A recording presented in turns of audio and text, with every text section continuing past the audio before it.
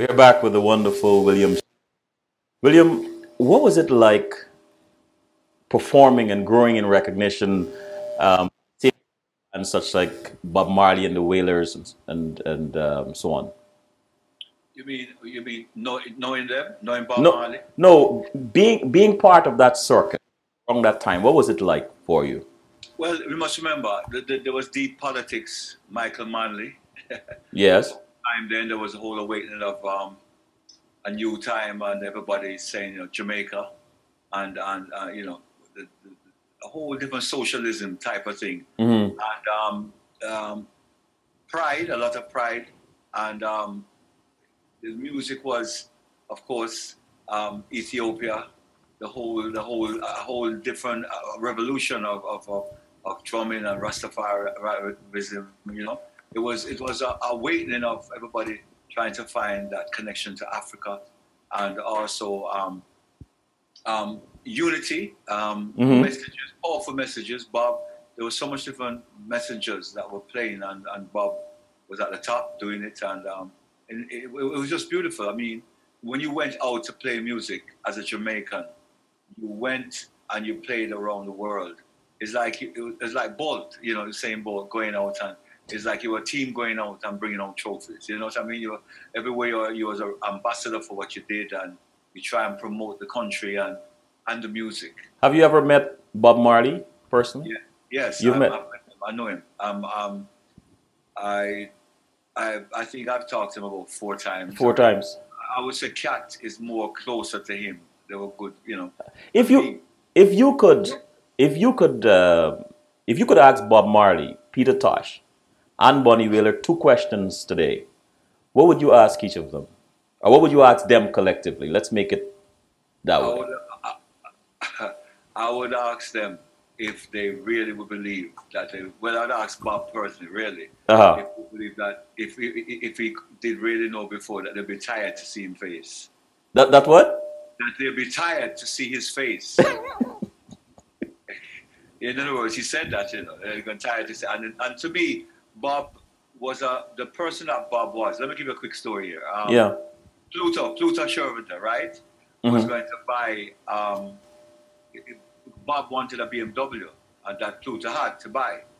So Pluto goes up to the rehearsal and says, "Hi, Bob." In the rehearsal, says, "Hey, hi, yeah, hi, everyone."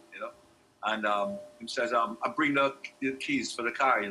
What you want me to do?" He said, "Go upstairs. You see some money. Count yours and leave mine." So What? yeah, Pluto goes upstairs, goes up, sees a bag with about 35,000 US dollars, counts his 11,000, puts the rest back. Then he comes back to the key and says, what do you want me to say? "Oh, leave it over there, no problem. Good, I'm gone." Bob really never cared about money. Bob was a people person. He would bring records and give away. Look, the man went to Zimbabwe for the freedom fighters. Cost him $500,000 to put on the show there. And I hear when the tear gas went off, so the people started to riot for some other reason. And guess what? Bob was still singing. All of the musicians was diving off stage. And when he come and he was still singing and he done and then came back, him still singing. Wow. The man even felt the tear gas. So to me, it's like he knew that he had a limited time. And he was an incredible messenger, incredible of his own thing. And I think Redemption Song was where he did Redemption Song. And he didn't know the music for it. But he said, "This is where the world reached, and this is where we reach now. Wow. No ammunition can change this course of time, And And yeah. he loved what he did. And one day, Ibu was a keyboard player of 3rd World and a leader at the time. And Ibu asked him a question. He saw him when he was young, before he was big Bob Marley, And he said to him, "Bob, you have any advice to give to the young people?" He said, "Listen, your sound man you're married to, because your sound man can make you or break you." Wow. And he was very funny because he said, no matter how you can sing, if your sound man are right, your sound man is a person who really is a channel to connect you to your audience. Wow. Because some good or bad, that sound man is as important as the musicians there. And again, how did I meet Bob too? We used to play school concerts when I was in a circle, and we played the Andrews Girls School and Carib Theatre. And Bob would come on with Peter and Bunny, and they wait before he would have played. If the music is right, he would screw up his face until the rhythm starts setting him start go, and then you see him come on stage and play. So I got to play a girls' school and then at the Carib Theatre, and the last one I played with them on was when they Smile Jamaica. 3rd World had to play because he got shot that time, and he was in the hills, and they said that if he did the concert, that they was going to shoot everybody on stage. Well, 3rd World had to take the stage for various reasons. So I'm saying, boy, the man are really brave, because at least I have some drum cymbals before man might take a shot. Ricochet, but them man, they out there, cat with them guitar straight, and there was 60,000 people in Heroes Park, and they started to play, and the vibe was really good. But mind you, there were soldiers and helicopters all over the buildings, all on a high scraper. What that could do, if someone want to take you, who could stop that? Anyway, after a while, Cat talked to Bob on the two-way radio. I said, Bob, people love you. Come join us. There's no problem. And he came down, and he started to play, and we played 6 songs with him, and then the band started coming. And to me, that was one of the greatest shows of hip hop. Wow. Like everything came to it with history. And if you look at this, I think it's Marley, the movie, you'll see a touch. I'm in the picture too. Oh, yeah? Yeah. You see, but you have to slow it down. You see me, and you see Cardi play behind me, and me and Carrot. Because Cardi took my drum now, he started playing percussion. You see us in the movie there, yeah. What was it like playing for such huge crowds back in the day?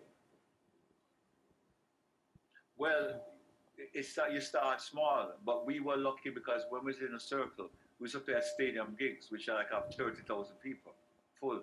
So you get used to that at a young age, and all independents, we play all over the place. So we were trained because being in a circle, we would play at a place called Tunnel, which was a club, but it holds like about 150, 200 people. And we were the first band to play, like when the disco played, we would play the same song. And so when it changed, you never heard the changeover. So it would go smoothly, and some people still are dancing to the time of the disco. And when we change over, we were playing the band and go back to music. They don't know it changed because everything is so perfect. And because we had to learn 15 songs every week, because you get the latest songs that I was great, you play it and you perfect it. That gave us a whole history of different music. So it forced you to study different rhythms and actually practice and get to experiment with the audience and be able to dance them. Inner Circle was one of the bands, for those who don't know, that you were a member of. And then before 3rd World, you were a member of Dragon Lee and the Byron Lee and the Dragonaires. Right. So when I was in Visions first, at school band, left then, and then went into Inner Circle. And then that's the time we brought Stevie Wonder, played. We went to Bermuda a couple of times, and we played like all the festivals. It was phenomenal. Playing with it, and that's in that band was Ibu, came in the band. And there was the 2 brothers Lewis, which are still in the circus, still touring today, which is great. And the 2 brothers, we were called Memphis Underground, and I was the drummer. And then it changed to Inner Circle, and Ibu came in, and then eventually Bunny Ruggs. How Bunny Ruggs came in is that we were singing in Tunnel, the same club I told you about, and this guy comes up to the side and says to Ibu, falling in love, falling in love indeed. It was all about Tom Jones and the type of singing. And Ibu looked at Richard Gray, who was in Vision, but he played.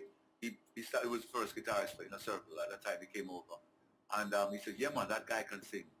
And when Bunny opened his voice, trust me. Wow. The next day, Bunny was in the band. Wow. So we were, and then after in Inner Circle, I left and went into Byron Lee. So how did that happen? 16. At 16? Well, what happened? Yeah, what happened is that I was finishing up my test, my screen test. I think it's for the O levels, and the drummer at that time happened to be Carrot's brother. Carrot's brother used to play percussions for 3rd World. His brother, Esmond, was a drummer. And he came on somehow, I don't know what he did, but he broke his foot. And after that, what happened to him is that after that, they needed a drummer. And so my brother went to my mother. Byron Lee is my brother. Yes, a lot of people didn't know that Byron Lee is your brother actually. I want Willie. He said that? Right. And he says, I want Willie to play. He said to my mother, I want Willie to play drums, you know. He can come in the business and learn a lot. And my mother says, okay, well, since he loves it so much, the best thing is being a brother having to teach him all the things that, you know, would be good. So I left and went into Byron Lee. So my first gig was I went to America, Miami, and I drove from Miami all the way to Montreal. I had to play 3 shows every night. Boom, catapulted there. And then we went on a tour, went to Europe, a 60 hours person tour, and then went to Iceland. I never forget, Iceland has no pure night or pure day. And it was a pure night time we were there. So 2 weeks of complete night. But let me tell you something. When you eat the salmon there, Selwyn, boy, you cry. Really? Fresh. What, man? You cry with, my wife asked me, why would you cry? I said, cry with joy. Tell us a bit about Byron. What was he like as a brother and as a musician? Well, as a brother, he was cool, you know, in my way. But I think he was so into music that was his passion. But what I think Byron had more than anything else, there's no person I can see can feel an audience. When he pick, it's like his head organized. He know how to make an audience party. He knows the songs, he like the tempos. Him had that over the years. No one could beat him on that. And he was an extraordinary businessman. The man was a phenomenal businessman. You know. Is there a question about music you wish you had asked him before he passed? Well, I think being there, I think I've talked to him about a lot of music. Okay. I don't think I know other question I have to ask him because me and him have discussed this on many occasions. So I know that he loves it. He loves to create stuff. And if he can't play, because even when he was sick, his wish that if anything happened to him, let it happen to him on stage. Let it happen while he's playing, because this is what he loves more than anything else. Before we take a break, as a matter of fact, let me read this statement in the chat room. Then we'll take a break, and when we come back, I want you to tell us how you got into 3rd World, and when. Okay. So Vivian said, "Love working with the master that is William Stewart. Simply the best. He is so blessed." Okay, thank you. So let's take a quick break. Right. I'll speak it through here.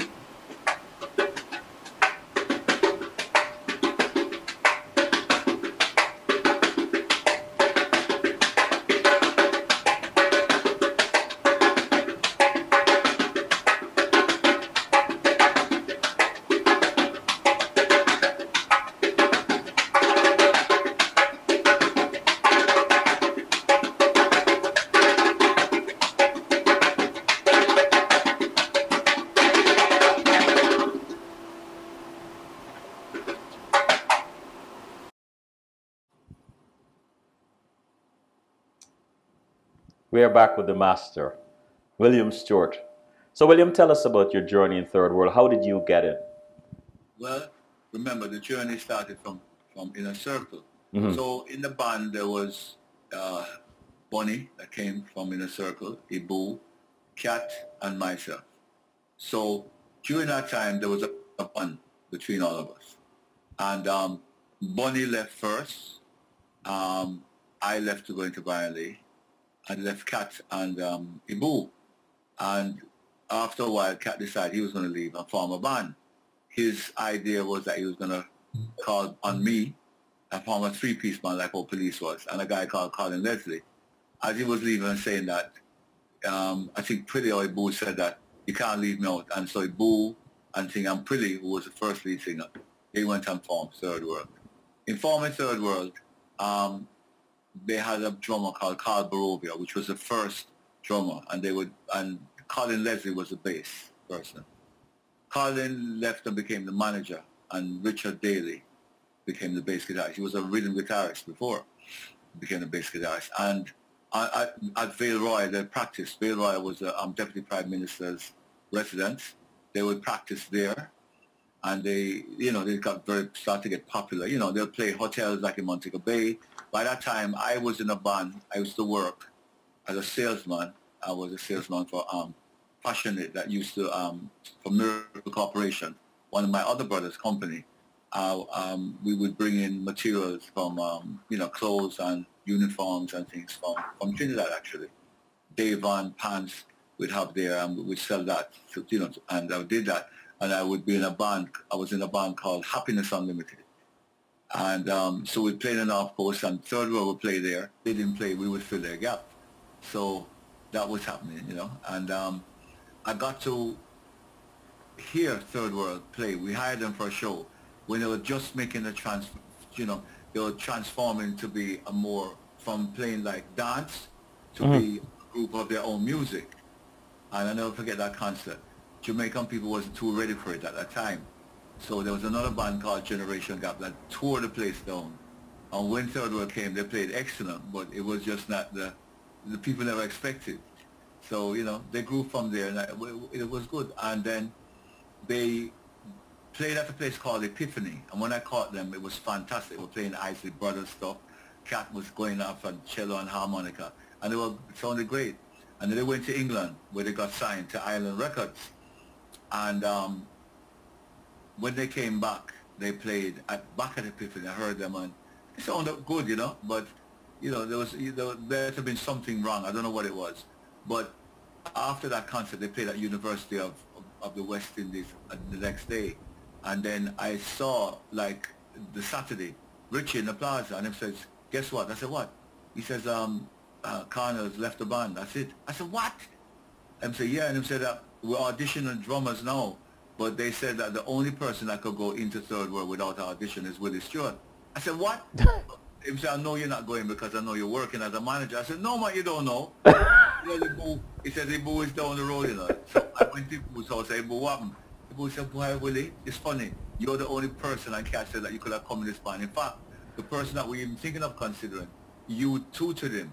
So I said, well, look here. The truth is that I am available, I said, what? He said, I can't believe it. He said, that is fantastic. So I said, it's not about money.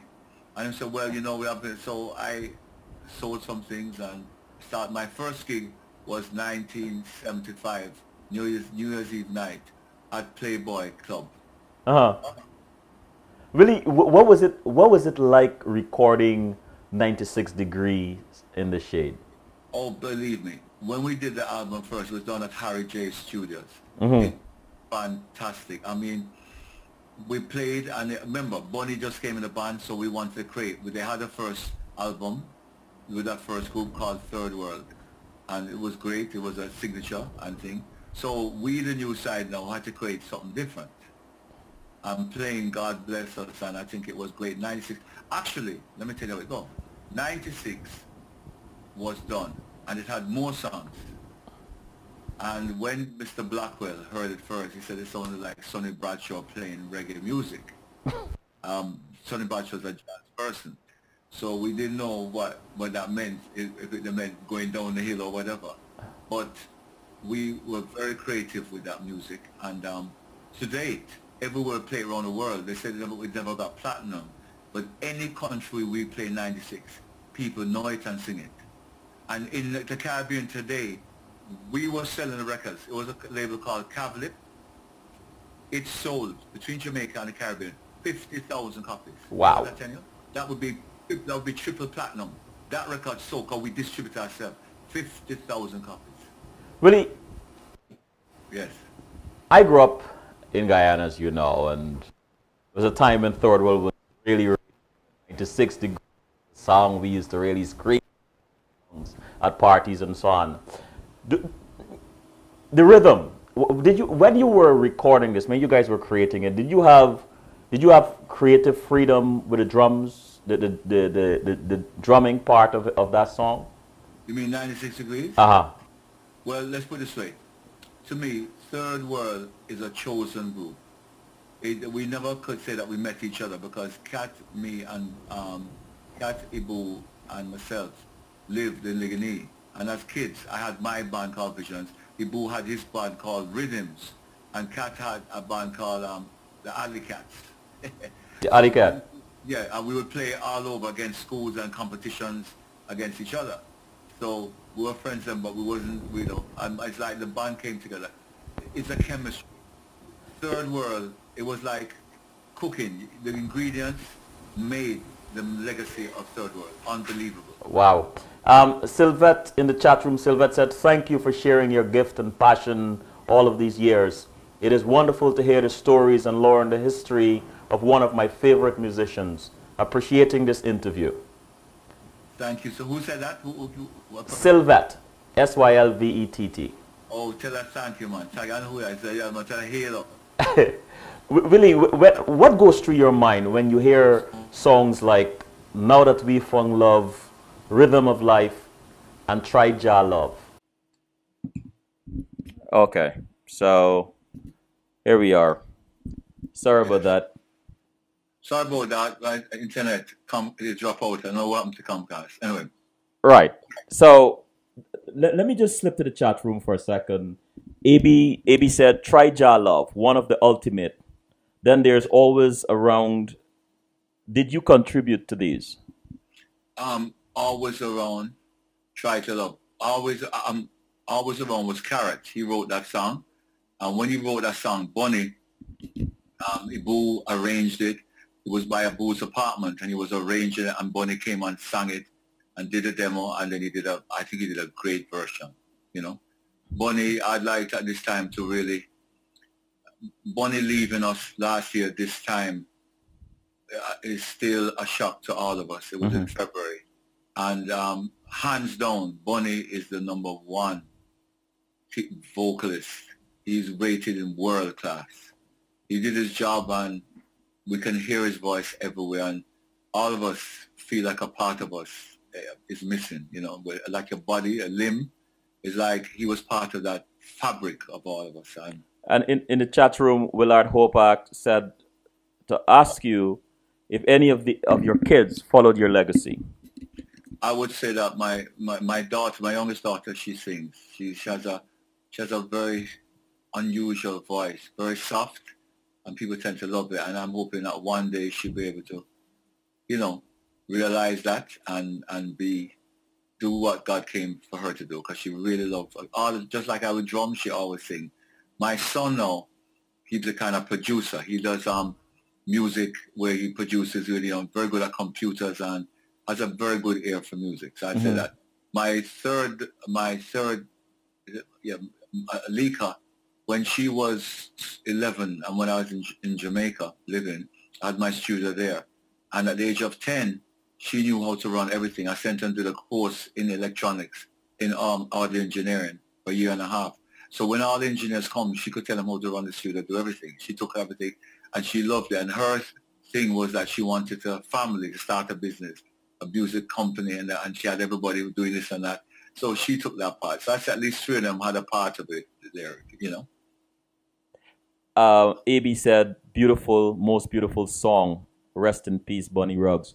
So what was your most memorable moment touring with 3rd World?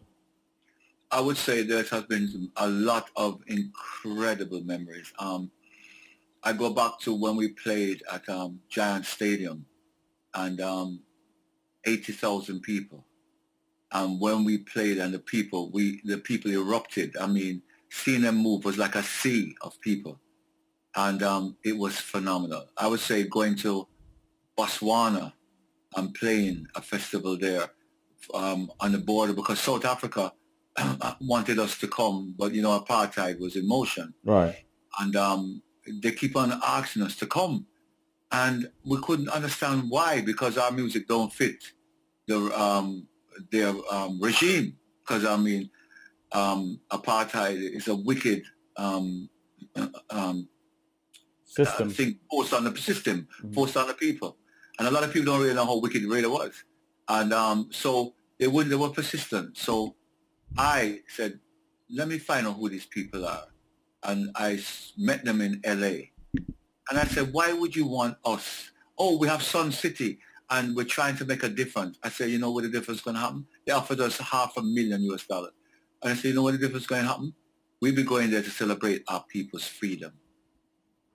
And Wow. I finished them, and that was it. And when we played Botswana, the people could come over and see us in Botswana. And it was an unbelievable concert. I mean, I can feel it now. When we played Uganda just before I left the band, Uganda, that was an incredible concert. There's been so much playing with Stevie Wonder when Bob Marley, they celebrated his life for Sunsplash. And Stevie came and jammed with us on stage. In fact, if you go to YouTube and you put Stevie Wonder, 3rd World, you will see because I always knew that someone taped it, but I've never seen a video because all videos have to be put away. But there's a very good audio. And even though you can get it on YouTube, Stevie Wonder and 3rd World, you see Bunny singing Redemption Song with Rita Marley and Stevie. Stevie playing his song, but that Master Blaster. Yeah. 3rd World gave him a jam, the best jam in his life. And it's like, when he sang that song, 6 o'clock in the morning, it's like, it says, 3rd World on the one. We were playing with him. Bob Marley in the box. There was people in the park playing Bob, while the vendors were selling and all that. It was like deja vu. It's like exactly it came through then. And then he did Tried Your Love and he came and played drums. And Now That We Found Love. Not Tried Your Love. Now That We Found Love. And after that concert, he looked at me and said, Willie, I'm going to write a song for you. And really, because he was in fact, how it went is that Stevie came, he was in Ocherios, and he was going to produce this group called Happiness, the same group that I was in. He heard them in a hotel, and he started to jam with them. I was thinking of creating them and going to produce them. But there was a friend we had in England who was a manager there, who also was a manager for him. And he played the album that we did. I think it was Rock the World. And he loved the album. So when he came to Jamaica, and then we hooked up. And he came to my house, and he came the Thursday and left the Friday morning. So we brought him out. The whole neighborhood came. I mean, Stevie, it was an incredible thing. Wow. And then after that, we did, Bob went, and Bob passed through. And we had a celebration for his life. And Stevie came on jam on stage. And then 2 weeks later, we were going to play at the big BMA festival in Pasadena, 60,000 people. Stevie came on stage and blew the harmonica with us and played. I said, these are my brothers. And after he said, listen, I have a song. I wrote the song, I promise you. So we just did Dancing on the Floor. Love's Got Me Down, I'm Hooked on Love. It was called Dancing on the Floor. We just signed to CBS, and the whole Europe was getting ready. The song was number 9 on the US British charts. And we're just passing through LA, played our concert and on the way. And when we heard that we had an opportunity to play with to do an album, or at least 2 songs with Stevie, we said, well, which one is bigger? Do we give up this, or do we? So we postponed the tour, and we got apartments, and we went into recording mode. That took 5 months in LA.